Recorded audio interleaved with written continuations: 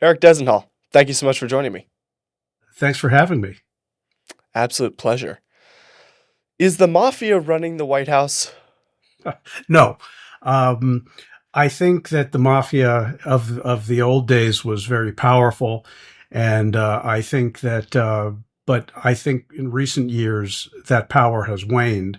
Where their power was really at the local level, and so to the extent that organized crime influenced national politics in the 20th and 21st century, a lot of it originated locally.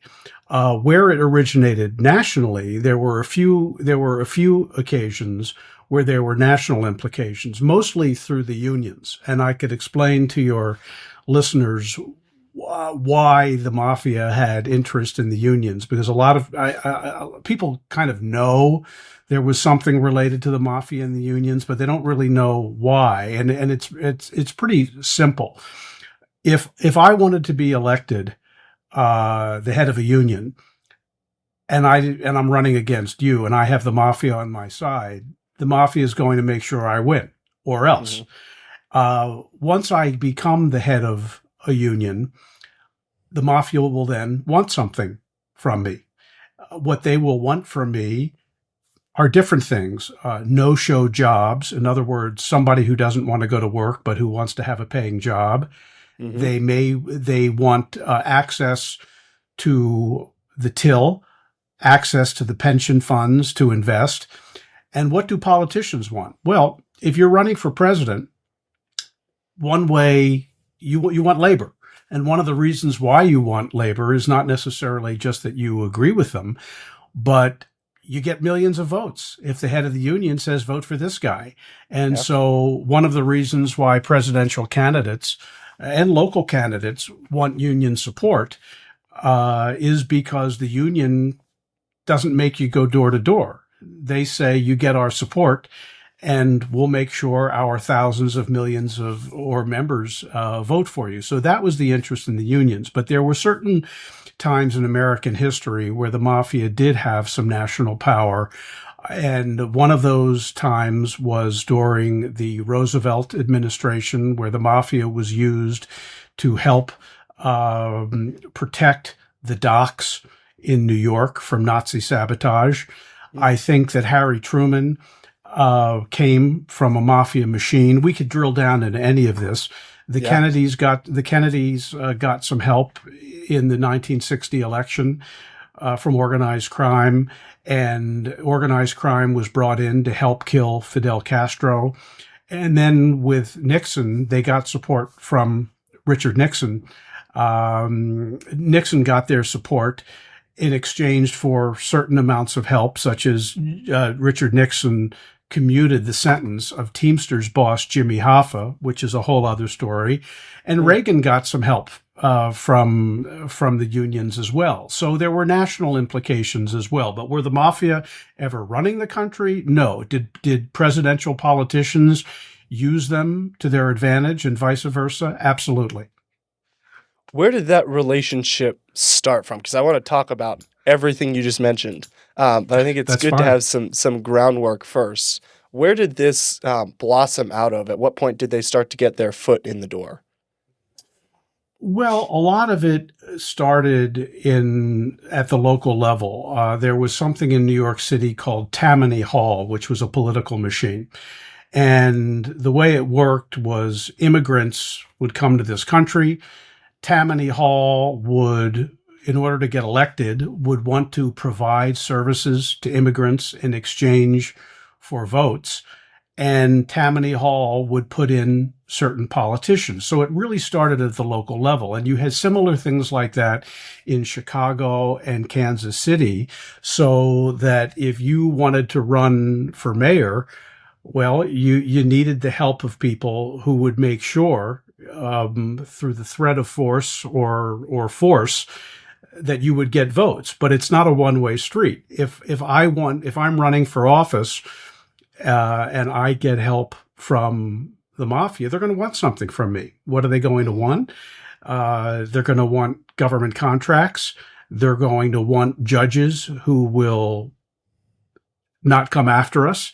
Hmm. So it really started on the local level and migrated at different occasions to the national level. But I want to be clear that it's not like the mafia was ever walking into the Oval Office and saying, I want these things. The mafia was always kept at arm's length because when all was said and done, they were criminals. And the politicians were able to use them probably better than the mafia used the politicians, basically because once somebody became president, well, they had the full weight of law enforcement Hmm. behind them. And so even though we like to think of the mafia as, oh, don't mess with them, well, there were plenty of people who messed with them, people who had more power. Yeah. But the mafia also provides certain services in the areas we could get into. Is what did the mafia like? What's their 9 to 5 look like? Is there? Because I know there's the old trope of like the pizza storefront running mafia. You know, the mafia is using that to run their Right. operations in the back. But what do they actually do? Well, I grew up in southern New Jersey, a few minutes from Philadelphia. So this was all around me. It was not unusual, and I get into this in the book, to have a family member, a neighbor, a little league coach who was involved with that life in some degree. They tended, how most mobsters made their living. There was the legitimate front, the business that they often had to show income. In my neighborhood, there was something called the Pizza Connection, which was a chain of pizza stores. That wasn't the name of the stores, but it was the name of a heroin operation. The Gambino family Mm. ran the national heroin smuggling ring out of my hometown, but they Mm. had nightclubs and pizza parlors, and the Pizza Connection was where they ran the heroin through. But the mafia made their money in different ways. Their cash cow was gambling, illegal gambling. Mm. Uh, Somebody would set up something in a basement, in a gymnasium. You also had, they made their money through influencing labor unions, as we discussed. We will help you get elected, Jackson, president of your local union, but when you get in, you're going to give us access to contracts. You're going to give me jobs where I don't really work. You are going to help me go into the local delicatessen and force them to hire labor or else. And the mafia would make money in that way. In some cases, you had prostitution, although that wasn't particularly big. Where I grew up, loan sharking, which is basically loaning money at high rates of interest, and to some degree, drugs. One of the things that people love to talk about is, did the mafia really disapprove of drugs the way Don Corleone did in The Godfather? The answer is it depends on which mafia, Mm. because there is no central mafia. There's a bunch of different mafias run by lots of different people. Right. You did have people who disapproved of drugs. The Don, where I grew up, didn't like drugs, but eventually he had no choice to get into it because somebody else would. And so what he did is he forbade his men to deal in drugs, but they taxed drug dealers. So what that means is, I'm not going to distribute, but Joe, if you want to distribute, you need to pay me money, and I'm going to allow you to do it. Mm. And by the way, if you decide not to pay me, you're going to have a problem. Right. So they gave them permission. Other mafia families, like the Banana family in New York, they were known to deal with drugs pretty directly. But and the Chicago mob was famously very much against it. But a lot of it depends on who the leader is. The reason the drugs were so appealing, easy money. Yeah. It's just so much money. I mean, you see what happened if you watch TV shows like Narcos. People say, well, why doesn't the government go in and stop these drug manufacturers and drug suppliers? There's just too much money in it. Right. Somebody's always going to be willing to take the risk. Yeah. No, 100%. And how localized were these? Also, would you mind tilting your camera slightly down Sure. just so we can get a little more of your lovely face? Yes, my people, the people demand that, so we don't want to Yes, as deprive they them. should. Yeah. Um, how localized are these mafias? Is there one Chicago mafia, one New York mafia, or is there kind of a conglomerate that are all fighting? Is it similar to gangs in that sense? Well, in its heyday, the New York was known for five families: Okay. Bonanno, Colombo, Genovese, Lucchese, Gambino. Uh, there were there was a lot of internal fighting there. Most mafia battles in other cities, it was really one family Mm, for the most part. Chicago, people often wonder why Chicago, as big as it is, had one family, which was called the Outfit. And they were so violent that they basically, after Al Capone was put out of commission and sent to jail, they decided we don't want any more fighting between gangs in Chicago. So what we're going to do is we're going to agree among ourselves that anybody who gets cute and starts with factions and everything, they're dead. And Chicago was far and away so violent and so deadly that they were really a very effective centralized one family system for all of the 20th century, huh. really. And they're less powerful now. But the days where you had a lot of fighting were really prohibition, but that was really bad for business to have people killing each other on the street. Where most of the wars are now, well, there's not many wars now, but in the 20th century, most of the mafia wars were in between a single family where there were power struggles for leadership. Hmm. That makes sense.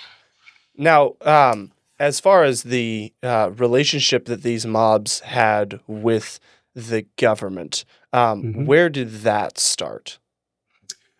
Well, the first example I talk about in the book is I talk about the history of politicians working with thugs. For example, the War of 1812, uh, the U.S. was having trouble with fighting the British down in the New Orleans area. Mm, The army wasn't doing very well against them, and one of the things they did is they hired the pirate Jean Lafitte, who knew the back areas of Louisiana, and they hired him to help fight the British, to sabotage them. And so the book begins with a discussion of how the U.S. military, I mean, Andrew Jackson, who was a general then, became president, yeah. they needed help. And so when you need help, you make strange bedfellows. And this is true in war as well, more modern war as we get to. So that's a good template. I mean, basically, criminals provided services. It had nothing to do with agreeing with them or liking them. It had to do with needing them. Where the mafia first came into play in a major way that I talk about is World War II. Mm, A few weeks after Pearl Harbor, the largest cruise ship in the world, the Normandy, which was being retrofitted for troop transport, was blown up, caught fire at Pier 88 in Manhattan. This was a few weeks after Pearl Harbor. mm, At the time, Nazi sabotage was suspected because Nazi U-boats had been destroying American cargo ships, British warships, and some American warships. I mean, before the war started, the Nazis were destroying American materiel and sinking ships, mm, but Roosevelt did not have support to go to war with them. And people think of World War II, oh, we're all in this together. People didn't want to go to war. Roosevelt couldn't sell it. And so a few weeks after Pearl Harbor, this huge cruise ship blows up, and people thought it might have been Nazi sabotage. The book will answer the question of whether it was or wasn't. And there were U-boats scene in the Hudson River and the East River. And Mm. the government, the U.S. Navy, went to the docks and they said to dock workers, we need to help you look out for Nazi sympathizers and Nazi saboteurs. There was a very active Nazi party in New York, which is hard to believe, Huh. but there were major Nazi rallies at Madison Square Garden, which people are like, what? Doesn't New York have a lot of immigrants and Jewish people? Well, yeah, but big Nazi party in New York. Well, the Navy goes to and tries to get help from the dock workers. They don't want to cooperate. Well, there's a few theories about why. One theory is a lot of them were Italian. Were they loyal to Mussolini, Hitler's partner? Answer, Yeah. not really.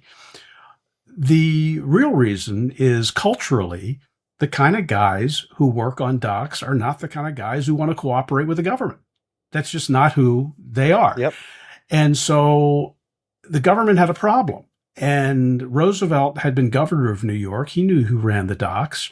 And they ended up going to a man named Meyer Lansky.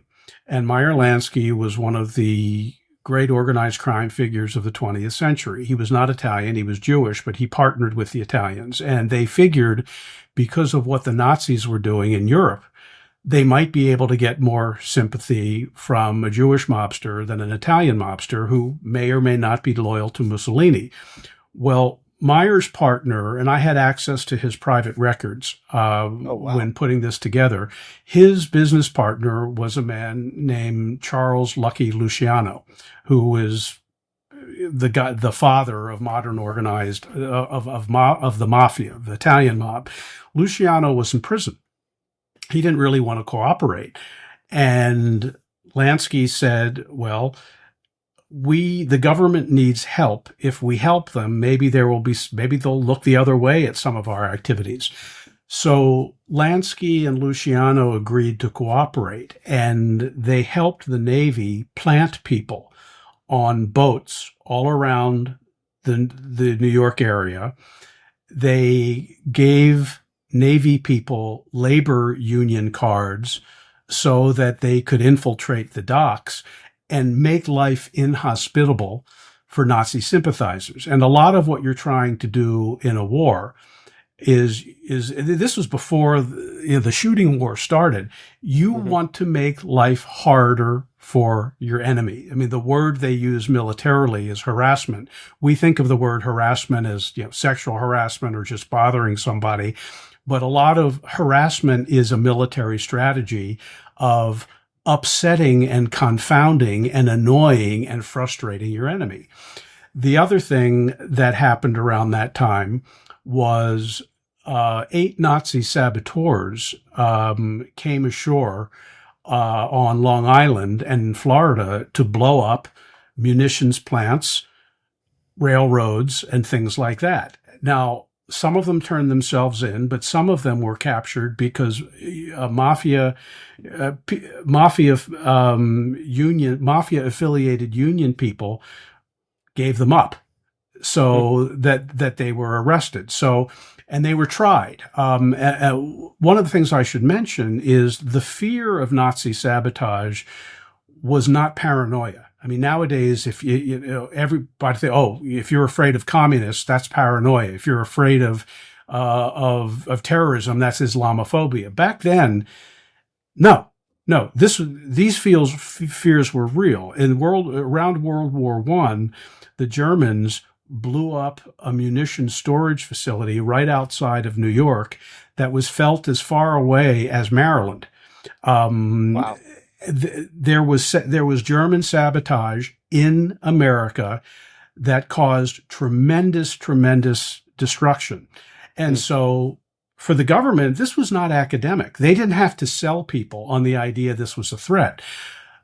Now, did people know that Roosevelt had authorized work with the Mafia? No. In fact, the government denied this for 40 years. And one of the more amusing things, the leading journalist in the country in those days was a man named Walter Winchell. I mean, nowadays it's hard to imagine that there is one journalist above all Yeah. other journalists that people in the country listens to. But there really was one man, Walter Winchell.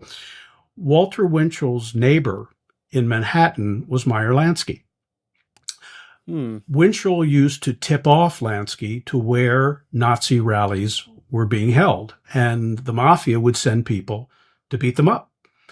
And Winchell, do we know that Winchell reported this to President Roosevelt? No, but we know he met with them all the time. We also know that the man Roosevelt put in charge of the New York waterfront intelligence was his best friend.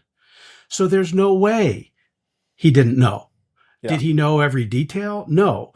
But what's interesting is back then, you didn't have what we have now, which is this push toward transparency, this desire for everybody to know everything.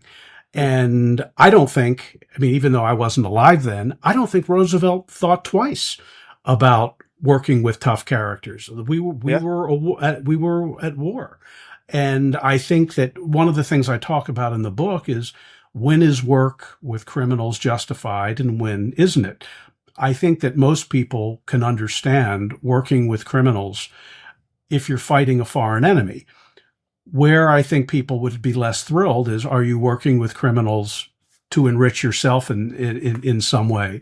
Yeah. But later on in World War II, when it was time for General Patton to invade Sicily, his army needed, I think it was either the 7th or 8th Army at that point, they needed intelligence of where to go in Sicily. It was a very, very important invasion. And the Mafia provided Patton's army with connections and maps in Sicily to help them out. Now, does this mean that Lucky Luciano was sitting down with General Patton? No. Did it mean that he and Lansky gave the order to cooperate with the military? Yeah. So, it's always interesting to me, as a creature of Washington, D.C., which is where I am, and having had a career that began, I was a young guy. I don't know exactly how old you are, but I was closer to your age than my age when I worked for Reagan. But boy, in those days, to work with the Mafia in a blatant way, you couldn't do it. But in Roosevelt's day, the view was, we've got enemies. I don't care what you have to do to deal with them. Yeah. Yeah. It seems that has, that's how the relationship started. And how has it progressed? Is it still seen that way, where we'll call on you in times of war, in times of real trouble? Or is the current situation that kind of we'll call on you whenever we want? Well, the Mafia, as we know them, it would be wrong to say they're dead, but it's just different now. There's other challenges. Now the questions military, now it becomes things like, are we allowed to use enhanced interrogation? And you have a lot of people in the United States who simply don't believe that there are bad people who want to kill us. That's viewed as paranoia. You don't have to sell that to the Israelis. They know they have enemies and what these people are capable of. But Americans, we think that anything that nowadays that happens overseas, it's because Eric and Jackson didn't get together and agree to get along. That's not what we're dealing with certain types of people. And so back then, I think that the way things progressed is not that there was ever an institutionalized way for the government to work with the Mafia, but when did it come up that was advantageous? For example, with Harry Truman was selected to run for Senate by a Mafia-controlled machine in Kansas City. He would not have been president without the Mafia.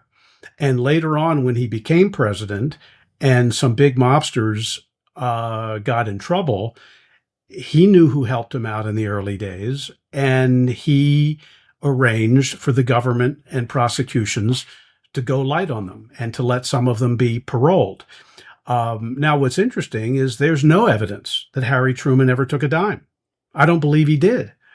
But I think that, but he, as I talk about in Wise Guys in the White House, he wrote in his diary that I had to let some of these guys steal in order to be able to accomplish larger things.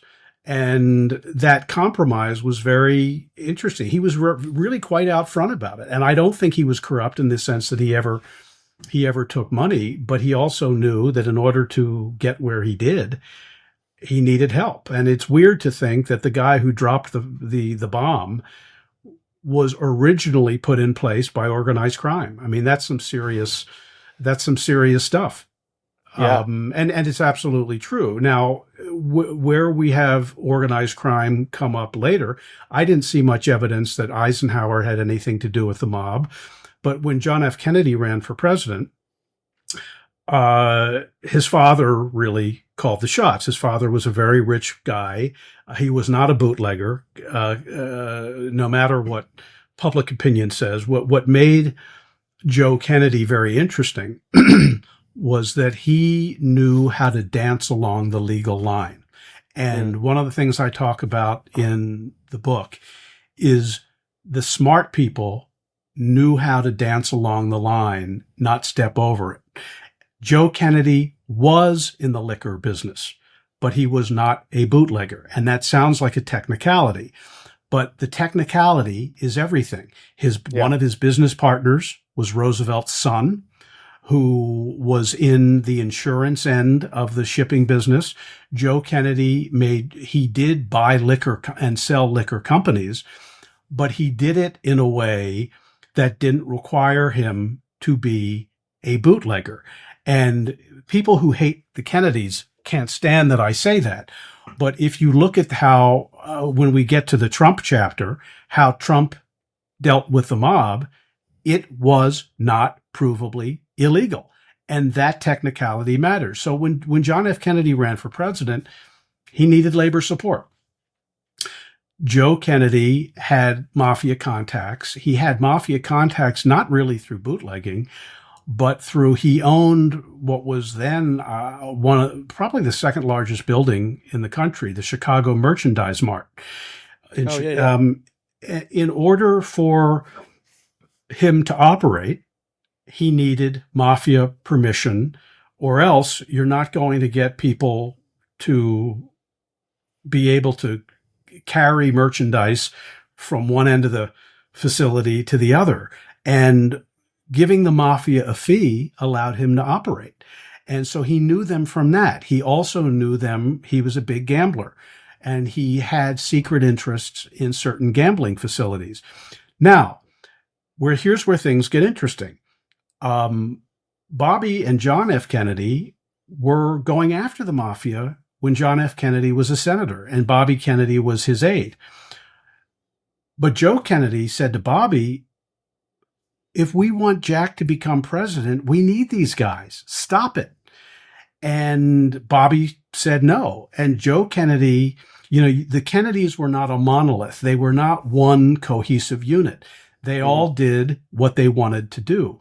And so Joe Kennedy was able to go to the Chicago. He first went to a guy in Florida, Meyer Lansky's partner, a guy named Jimmy Alo. If you've ever seen The Godfather Part 2, I don't know whether you've ever seen the movie, but there's a character, Johnny Ola, O-L-A. He was based on Jimmy Alo, A-L-O. And Jimmy Alo said, I don't want to get involved with politics. Go to your friends in Chicago. Joe Kennedy went to people in Chicago, and they said, look, the Kennedys are going after us. Maybe if we help them out in the election, Joe Kennedy will sit on his sons. Who knows? I don't know that they were, it's not like there was a written deal.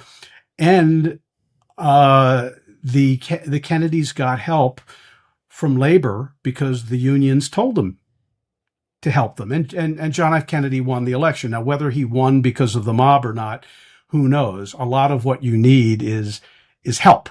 You want help. Right. And so they got help from the mob in Illinois, in West Virginia, and New Jersey. Kennedy won, but they didn't stop going after the mob, and the Chicago guys were absolutely furious.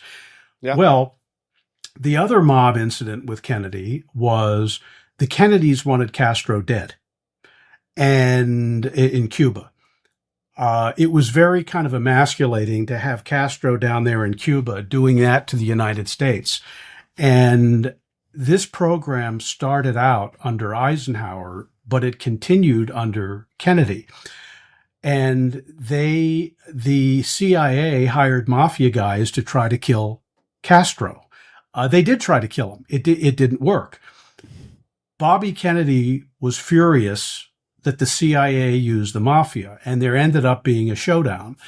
And I'm grossly oversimplifying this. The book, Wise Guys in the White House, it deals with exactly how this happened. But finally, the CIA said, look, Bobby, you want Castro dead, but you want us to use only the nicest guys to kill him? Who do you think we're going to go to? And so all of this was secret until years after the Kennedys died, because this would have been quite a scandal that not only that the government wanted to kill a foreign leader, which they did, but that the Kennedys, who were both prosecuting the mob, were also using them. And so you say to yourself, well, how can that be? How could you both prosecute them and work with them? The answer is these are politicians. Who do you think you're dealing with here? Right. This is not about principle. There's nothing, I mean, it might be morally contradictory, but why wouldn't you prosecute them when it benefits you and use them when it benefits you? And that's really what happened. And it ended up coming out, as did the World War II program, really stayed quiet for 40 years. The Castro murder program, that really started blowing up in the 70s, early 70s. I think a lot of people kind of feel like the government is just a larger, more well-funded, and more organized mafia. Well, I think that the way I would think of it is it depends how you're defining mafia. I mean, I think that the government in many ways does have a protection racket element. I mean, why do I pay my taxes? I don't pay my taxes because I'm excited about it or that I believe the money's used well. I pay my taxes because I'm afraid. I know they're bigger than I am. So when I say to my accountant, look, don't do anything cute. You know, I ran a business for 40 years. Make me pay my taxes. Don't do anything cute. It's not because I want Jackson to go, Eric, you're so moral. I love that about you. It's because I'm one little citizen. They're bigger than me. I'm not going to mess with them. And so, you know, a lot of things that the government does, it has to do with acting in its and our self-interest. If I want that, I'm going to take it. And what are you going to do about it? And there is a mafia component to that. Now, what makes it different is what the government does for the most part, they can do because they are backed by the law. And, you know, one of the things I talk about in the book is at the end of his life, Lucky Luciano was in exile. And somebody said, a journalist said, if you could do it all over again, what would you have done? And he said, I would have done it legally because it takes as good a brain to make a legal million as a crooked million. All you need is a license to steal. If I had it to do over again, I would have gotten that license first. The government has the license. Yeah. Yeah. Unfortunately so. It seems that almost this partnership was bred out of a similarity. Like, hey, we're both trying to accomplish something, and we both don't mind doing a bit of a dirty deal. And so, hey, you know, you're boots on the ground, and we'll be eyes in the skies for you guys. Is that accurate? I think that's a good way to put it. And what I would add to that, if you get caught, we don't know you.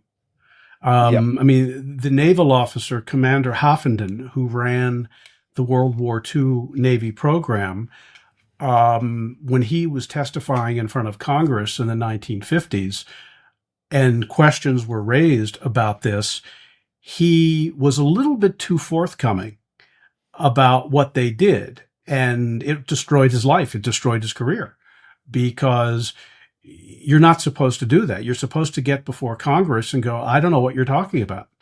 Yeah. And he was pretty forthcoming. But his life was destroyed. And, to me, that tells you a lot about how things work. And because the government has sunlight, they are in the power to cover things up as best as they can. Now, that's harder to do now. I mean, Yeah. I've gotten into a lot of arguments with people about, things like Jeffrey Epstein and the Epstein files, what I believe that is and isn't. I think that people are probably looking for a conspiracy that is not quite as big as people think it is. I think it's Yeah. as bad, but my experience is there are conspiracies. What there's not is magic. And I think that the idea that there are hundreds of people working to conspire and covering things up does not square with my government or business experience.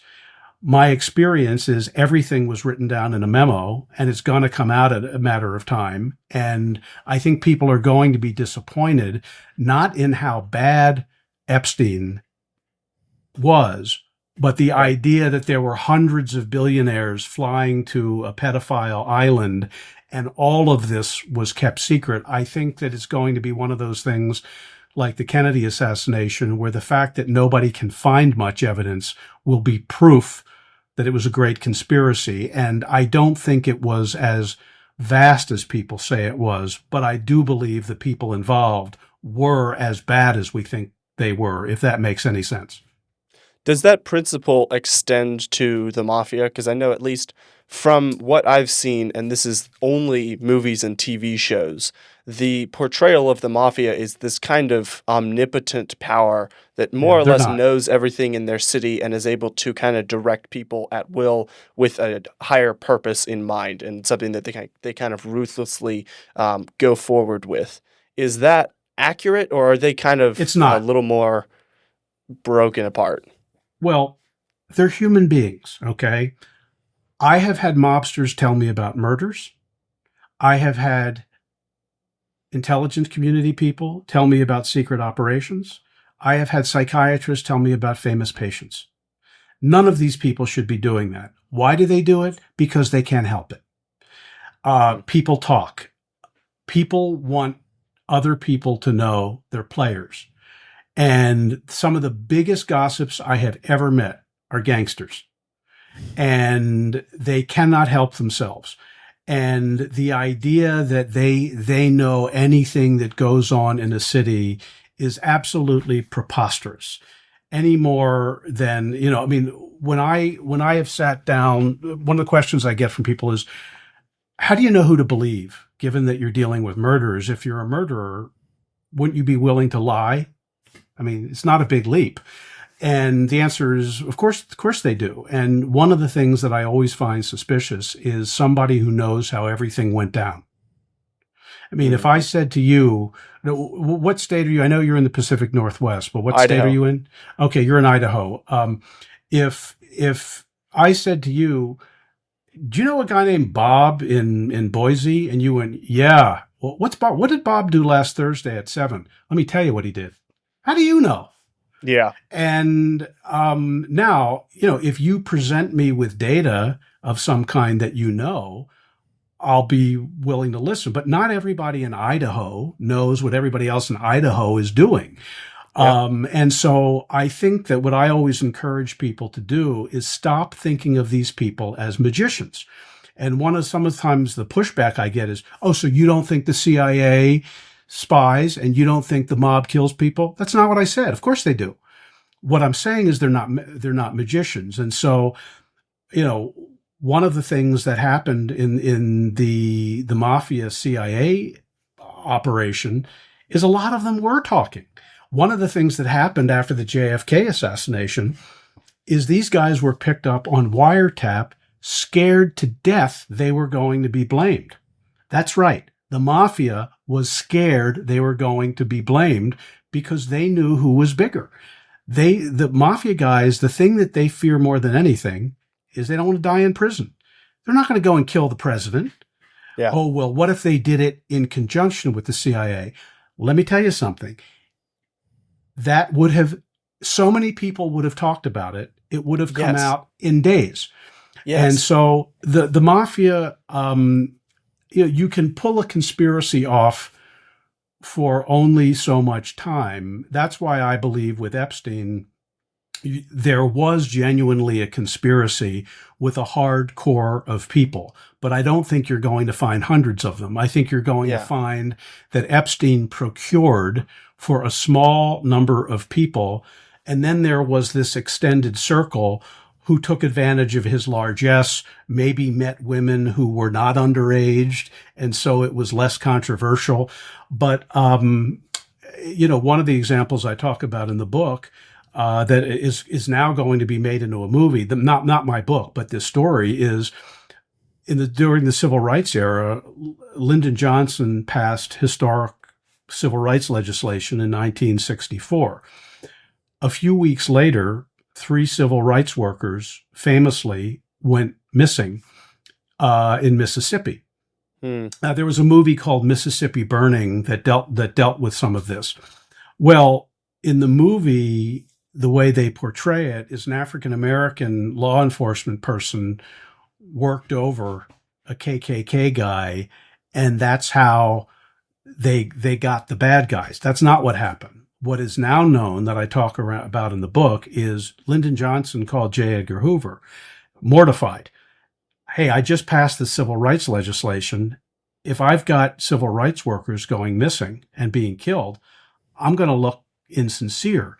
You got to do something.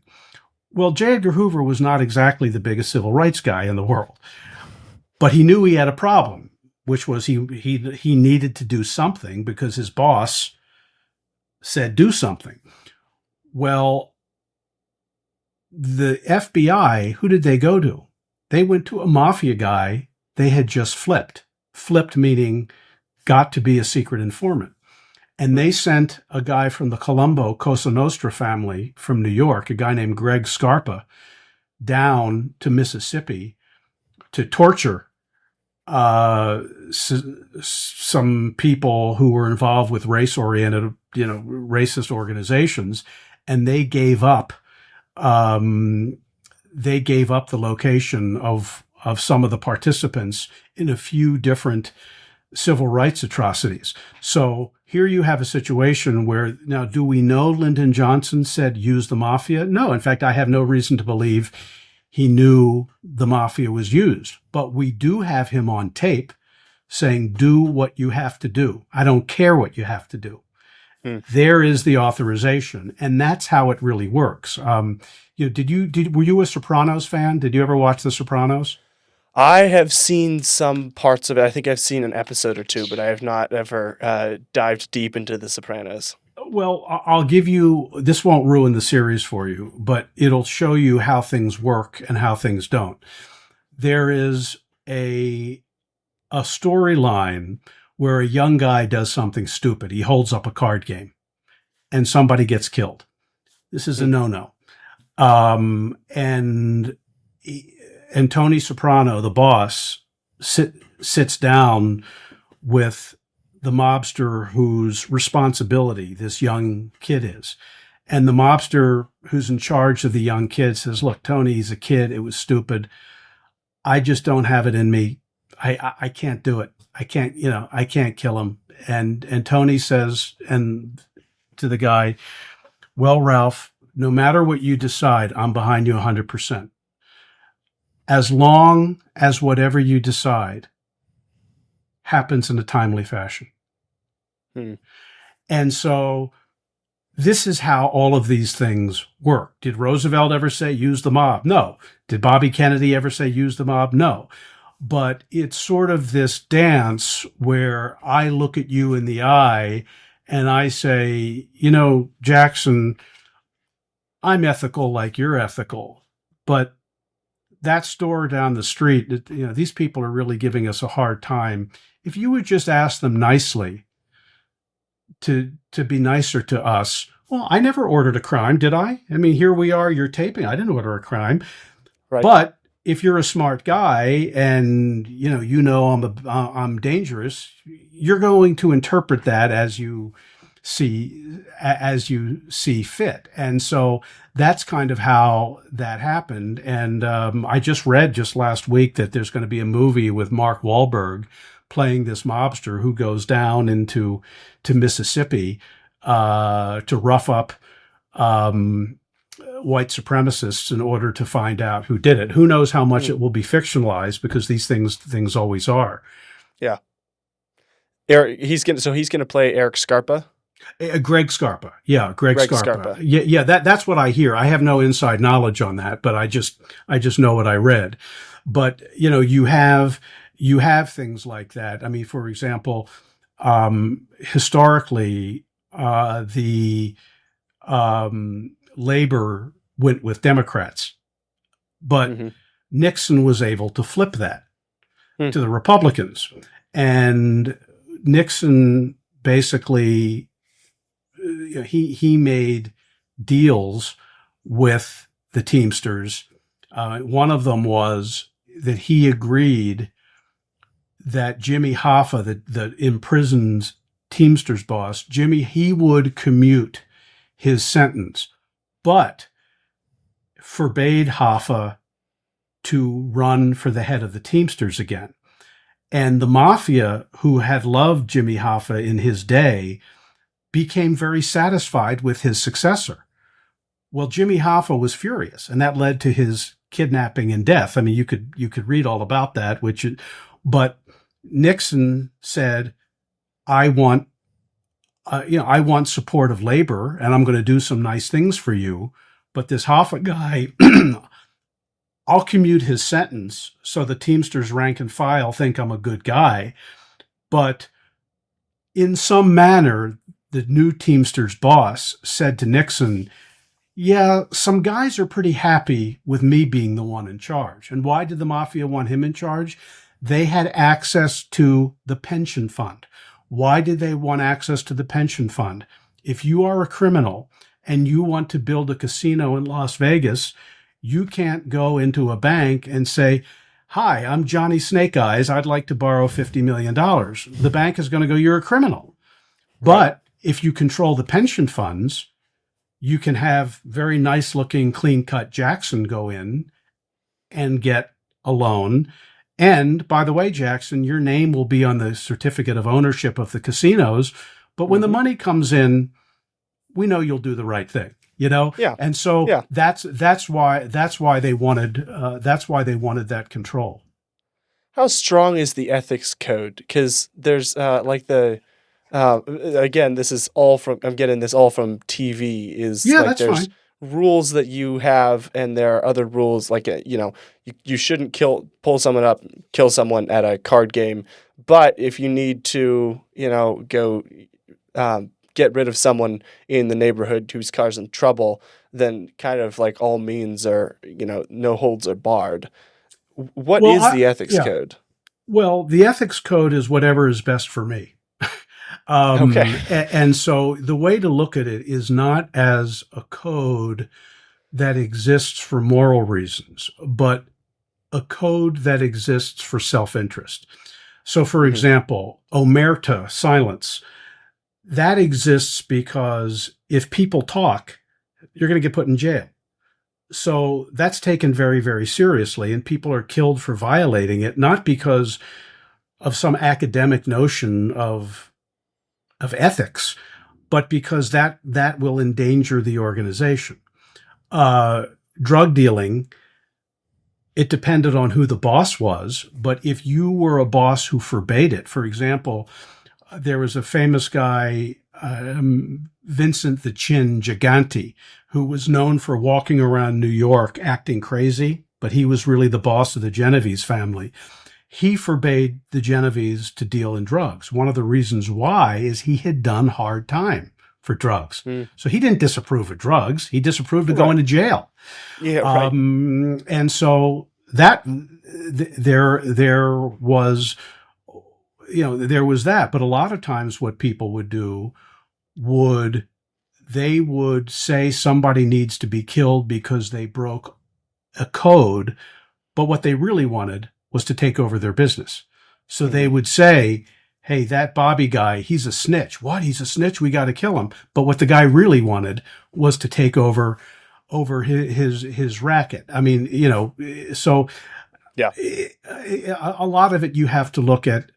We see this in politics all the time. We will not negotiate with terrorists. We negotiate with terrorists all the time. But we Yes. also have to say we don't. I mean, I was talking to, I had written a book that dealt with the intelligence community, and I was talking to a CIA guy, and I said, look, this guy's since deceased, but I said, there's this big debate during the Iraq War and others about enhanced interrogation, torture. I said, without telling me a specific secret of any kind, can you tell me what's the bottom line about the effectiveness of torture? Hmm. And he said, it both works and it doesn't work. Of course, if somebody is tortured that doesn't know anything, you'll say anything. I Yeah. mean, of course, you will get false information. Yeah. But you will also get accurate information. Yep. And so if you are held responsible for protecting millions of American lives and you believe there's a character who has information, you're going to do a judgment call. Now, Yep. one thing you're not going to do is you're not going to do enhanced interrogation, out in my neighborhood, because Right. you're going to do it somewhere else. But it comes back to the issue of not what is the rule, but what is in our self-interest to do. I mean, I don't believe the government runs around torturing people for no reason. I really don't. But I Right. do believe if you believe there is an imminent threat, you're going to take action. And I thought that this guy's answer was probably the most reasonable one. And I said, well, the CIA, the intelligence community said, we don't use enhanced interrogation because it doesn't work. And he said, well, of course they're going to say that. Yeah. Because they have to say that in order to be able to disapprove of when other countries do it. That is outrageous what Putin or somebody else did. But you can't disapprove of it and do it, but you can. Publicly. Yeah, and Yeah. so the mafia, the way they work is a lot of it comes down to don't get caught. I mean, one friend of mine said to me when I started writing about this stuff, we were talking about different rules of writing about this stuff because people have said to me, "Are you ever scared that you write about these guys?" And the answer is, not really, not because I'm some kind of tough guy, but because there are certain rules I don't break. And what one of these guys said is, I've never done anything that's going to disturb the business operations of Mhm. somebody.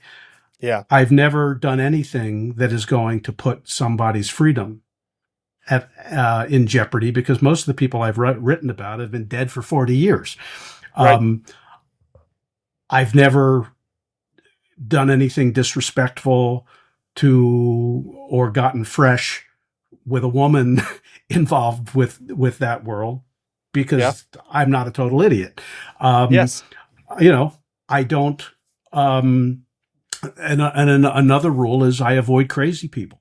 There's a difference between a racketeer and a gangster. I mean, a gangster, it's all about, hey, I'm going to walk into a restaurant. Everybody's going to know I'm the toughest guy. I don't want to deal with them because it's all about toughness and respect. With Yeah. a racketeer is someone who makes their living illegally, but is not particularly interested in hurting you unless you get in the way of business. And I've never done anything like that, but it's good to know that the rules are about self-interest. One very famous rule is you don't kill a boss. Why? Without permission of the other bosses. Why? Because the other bosses don't want to be killed. That's Yeah. why. Right. Yeah.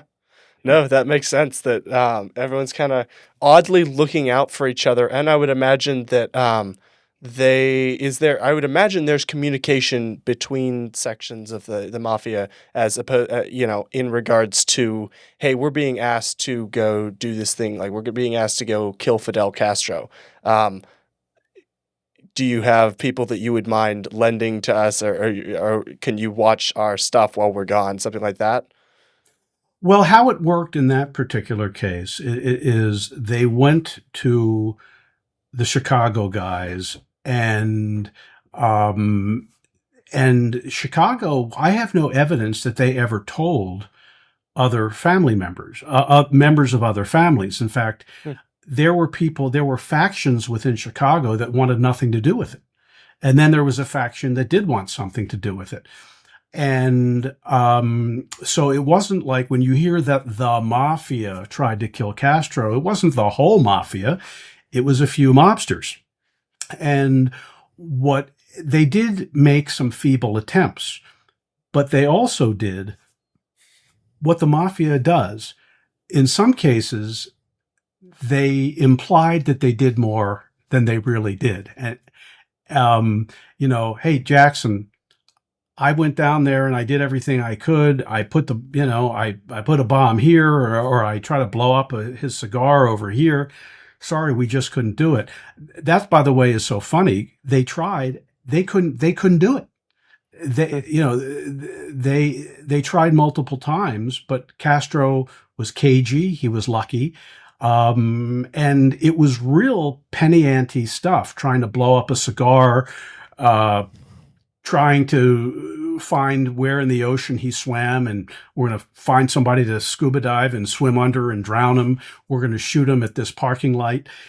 It wasn't all that impressive, but later in the 70s, when the government started asking around about it, Chicago killed two of the top guys who were involved with it Hmm. in the off chance they were going to talk.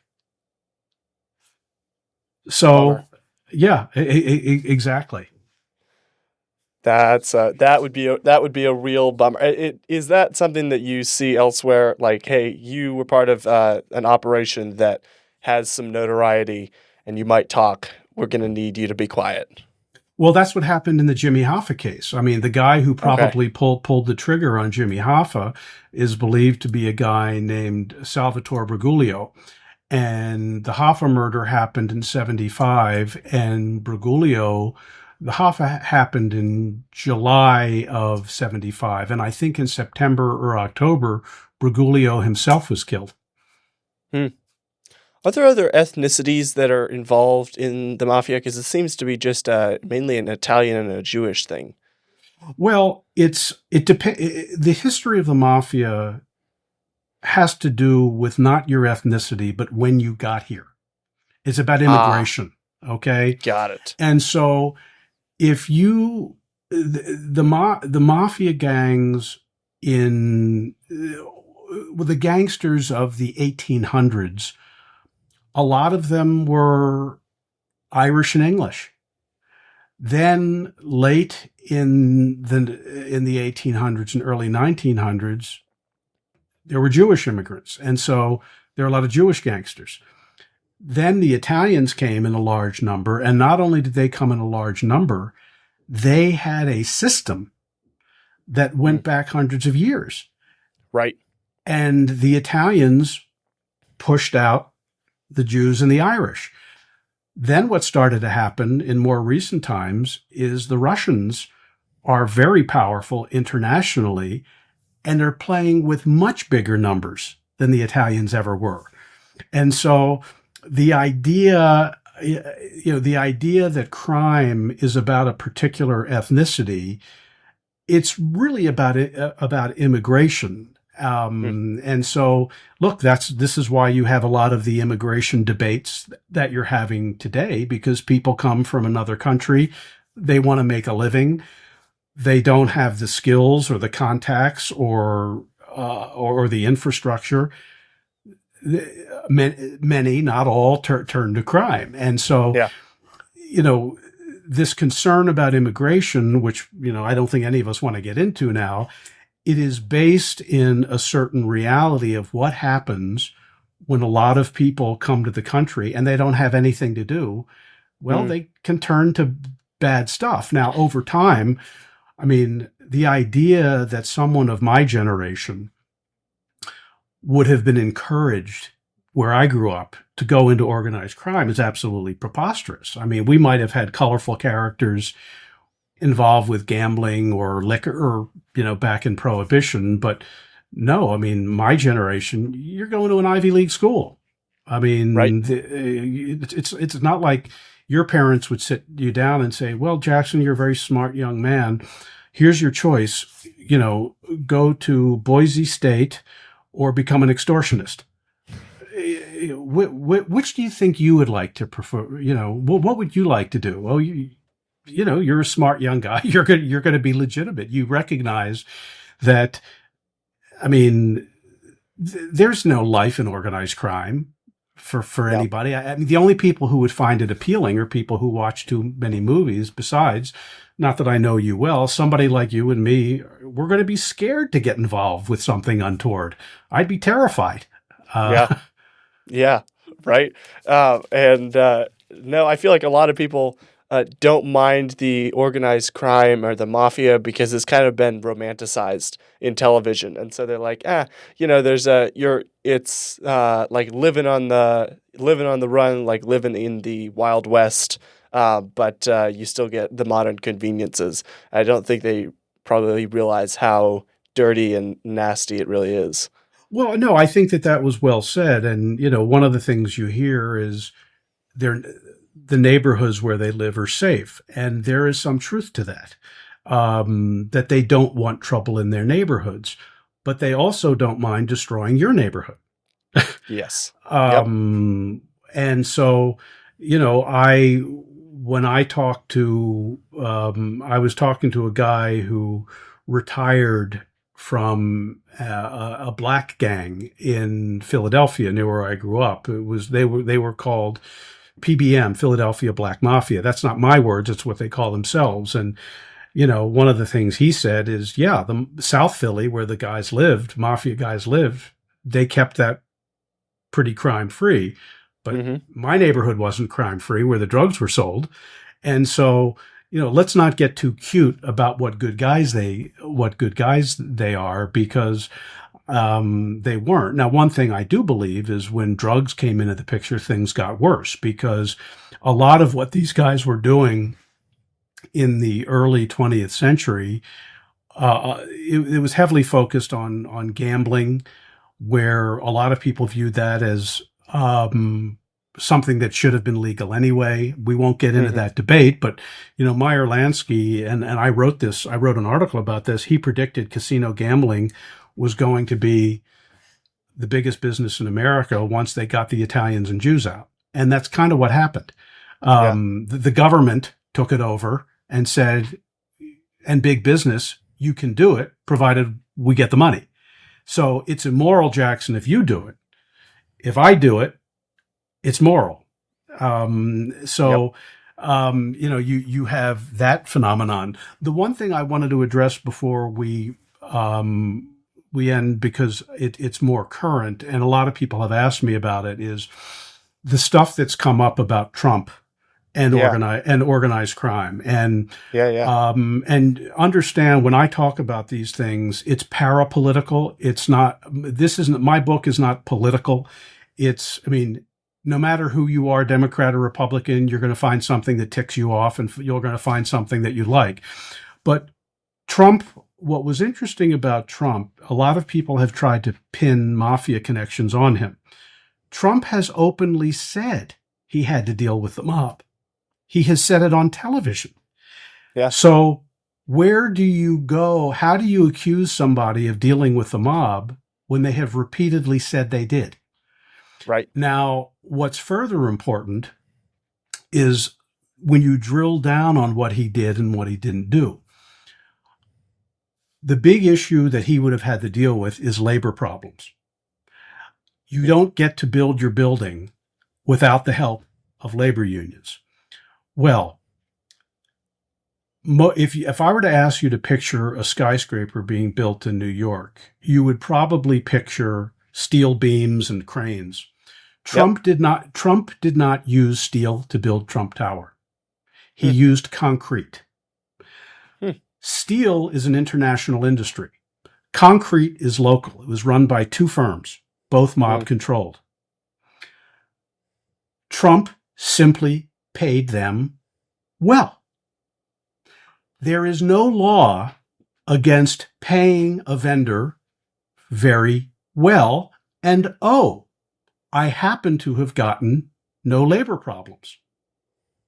So if somebody wants to say Trump was involved with the mob, you have to prove something was a crime. And just like I had said, Joe Kennedy was not a bootlegger, and some people have said, that's a technicality. No, it's not, because doing things legally is everything. There Yeah. is no evidence that the way Trump worked with organized crime was a crime. He simply paid these vendors well, and it's been 40, 50 years, and no one's proven anything. I'm not asking you to love him or hate him. That's not my job. My job is to be able to say, look who played it smart and who didn't. And one of the things Trump often says when he's accused of something is that I just did it smart. And he may be right, because what he did, for example, in Atlantic City, near where I grew up, is he purchased some property for a casino parking lot from a local mob guy named Salvatore Testa. That property was worth $100,000 or so.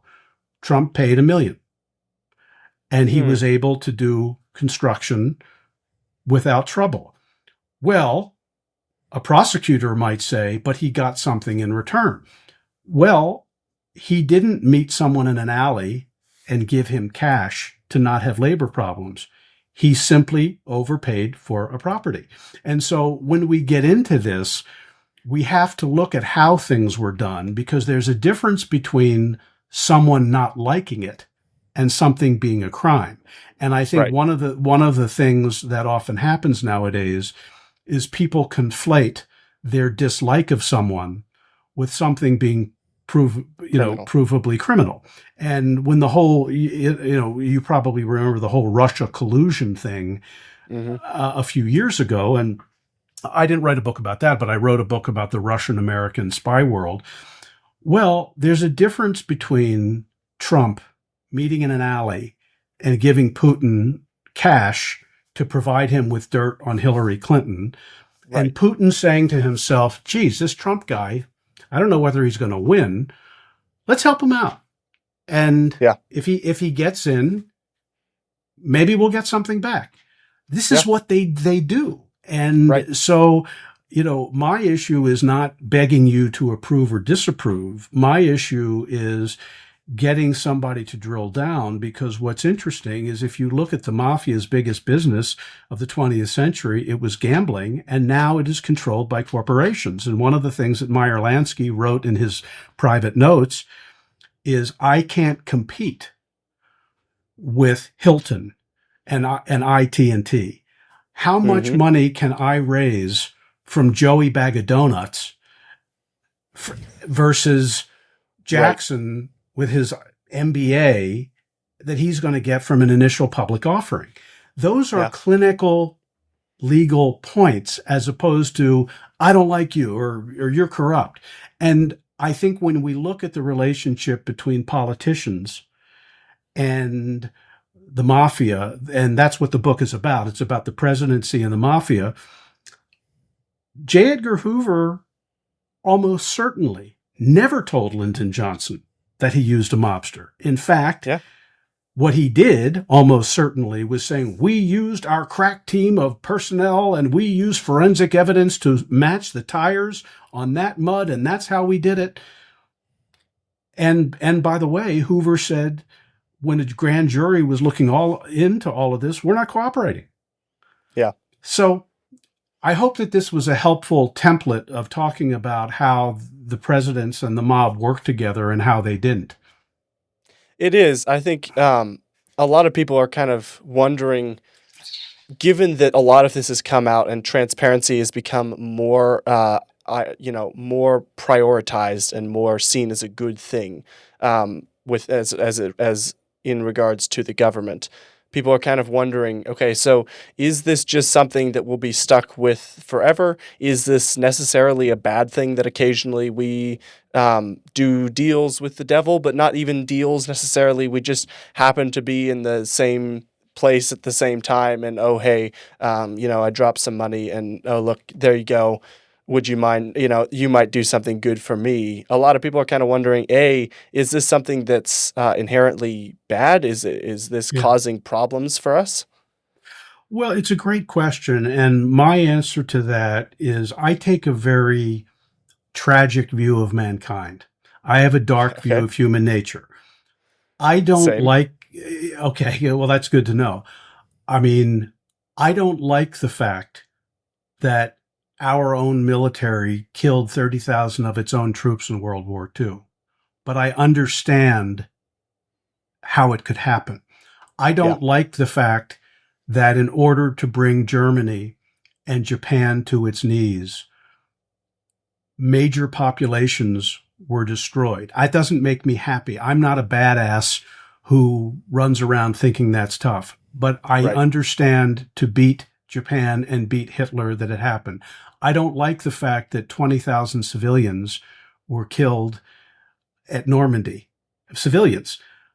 But I also understand it's not like the movies where you need to, when you want to go and beat the enemy, SEAL Team 6 goes in and only the bad guys get hurt.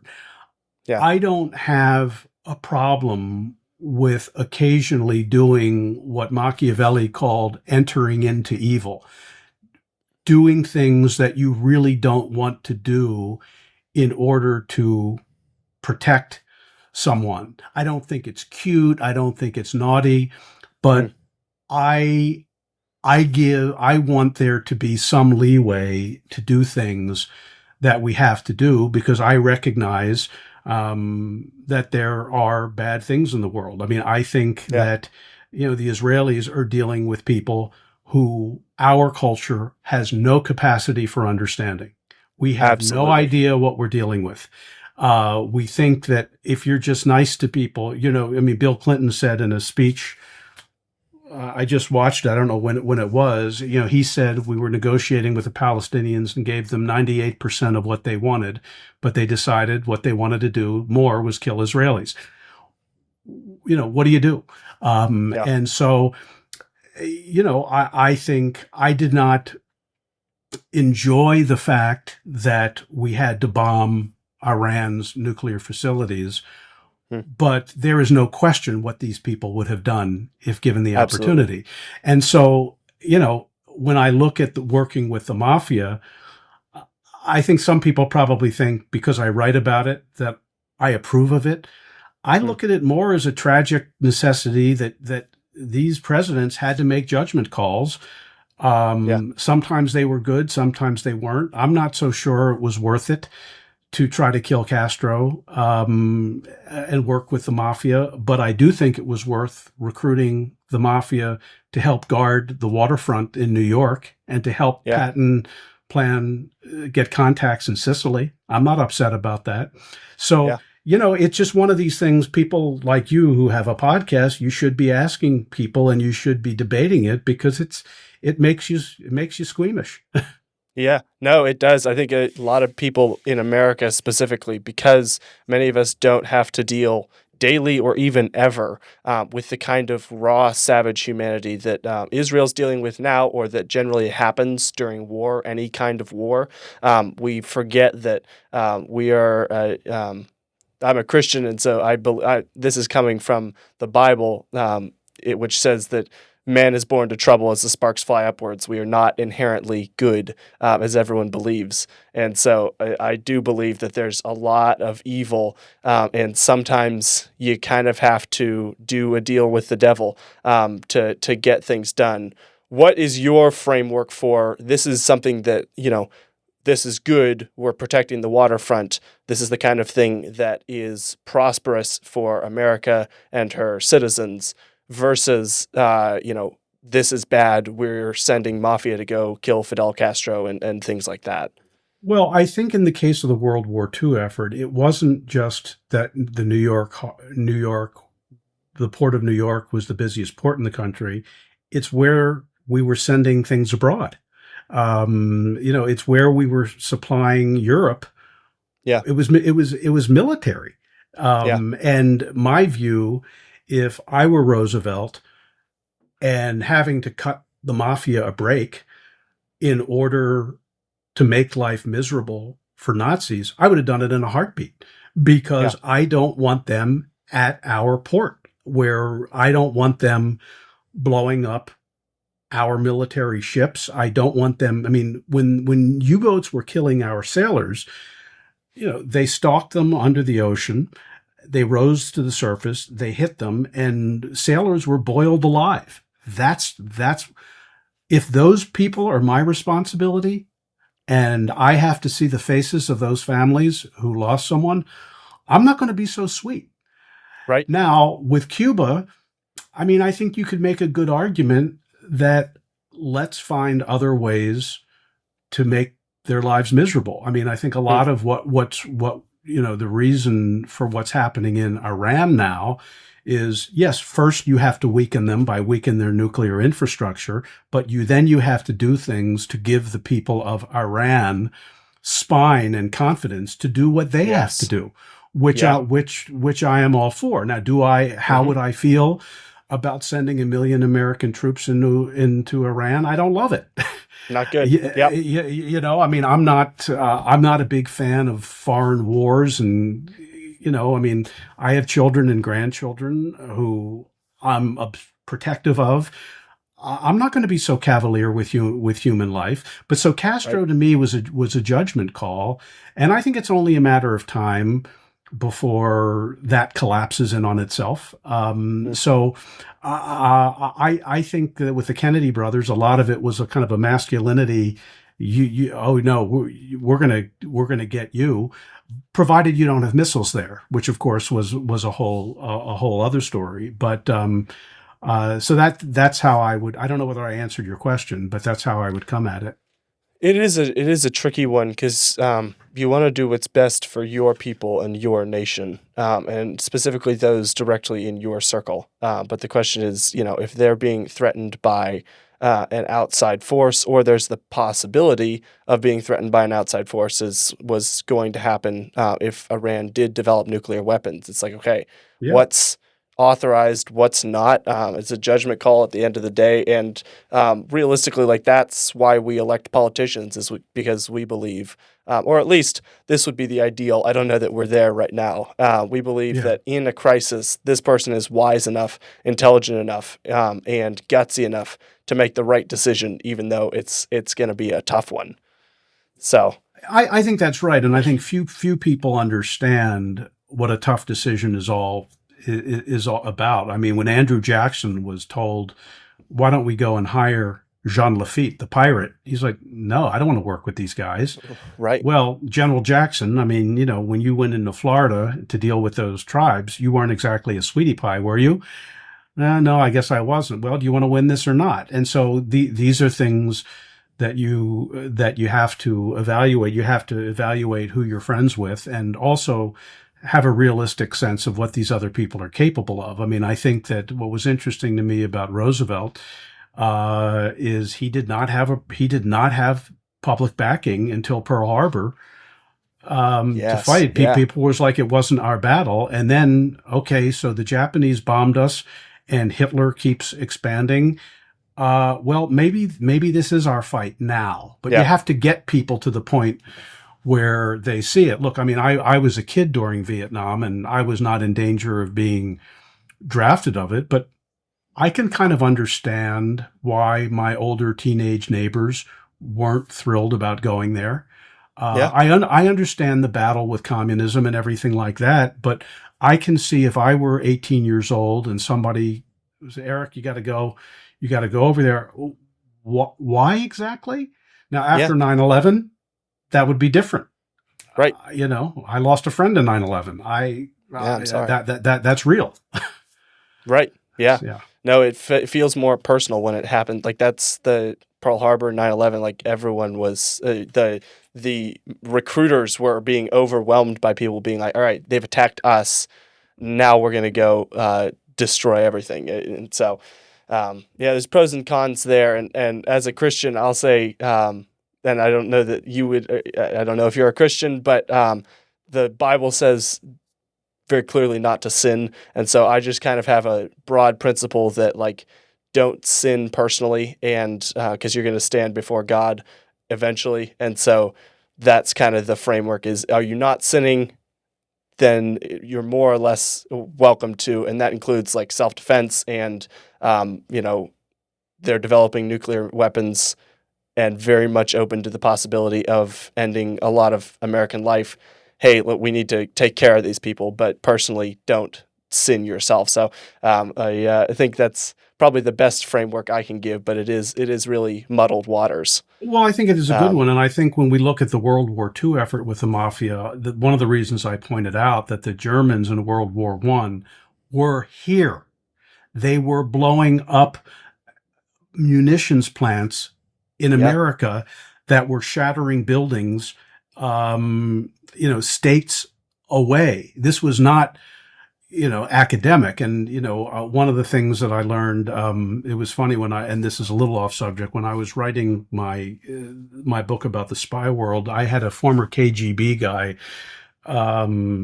say to me, he said, Eric, do you know the theory that CIA killed President Kennedy? And I said, sure, I've heard that. He says, do you know where this come from?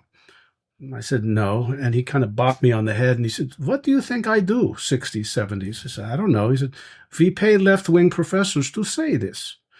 Yeah. And I said, well, who do you think killed Kennedy? He bonked me on the head. He says, we knew right away. Idiot Oswald. But Eric, no money in this. And so what he was saying is we ran around paying left-wing professors to say it, and we own them every time.